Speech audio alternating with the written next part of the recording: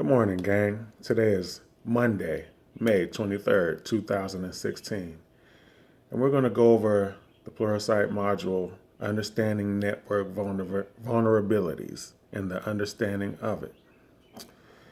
We're going to begin by saying a network vulnerability is a weak spot in your network system that may be exploited as a security risk.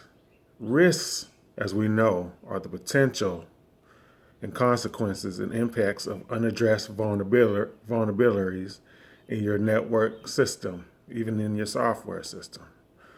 For example, failing to do software updates on any of your devices, such as smartphones, laptops, tablets, video game consoles, even in your car, can cause such vulnerabilities to your network and the software.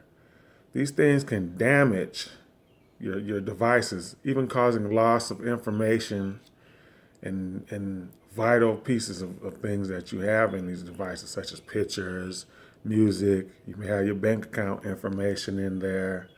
All these things can be compromised, breached, or even lost without doing any updates to your computer.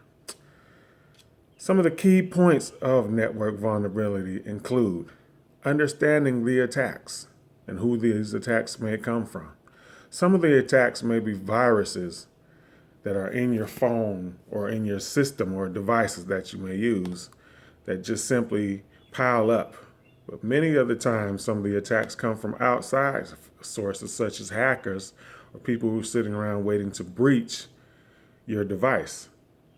These attacks occur as soon as we log on or connect to a server, such as Wi-Fi or your company internet system or anything like that.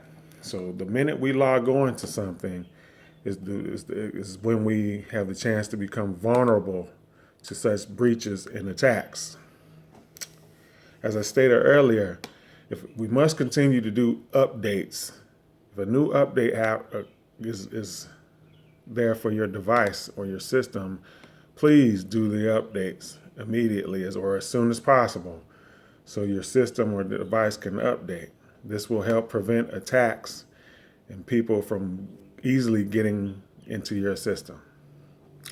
We should also inventory our attacks or things that are wrong with our devices or networks and systems. By inventory, I mean if something happens, i.e. such as a virus, the internet's going slow, or you see something going wrong, keep an inventory of it and get with your IT specialist immediately, and they'll probably be able to help you kill that virus or whatever's going on before something bad happens to your device or something bad happens to the system. We should also assess the risks of vulnerabilities. By assessing them, I mean, what are we looking at? What websites are we going to? How many times a day are we going to it? Are we deleting our history? Are we doing things to prevent such attackers or hackers from getting into the system, such as passwords, changing up your passwords every so often, or using passwords that aren't easily recognizable or easily able to log on or get to via like using your first and last name. Those are most common, easy ways for hackers to attack your system or device. Use scanning tools and updates, like I said. Scanning tools and updates will help prevent any vulnerabilities and risks all the time.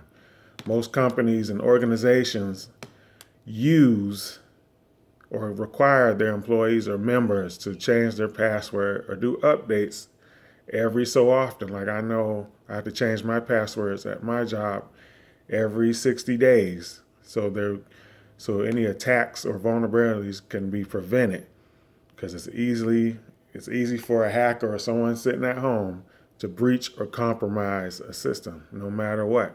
There's always a way. Nothing's 100% guaranteed.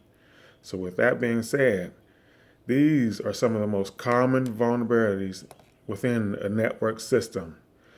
But if we practice these things, we can be pretty much safe.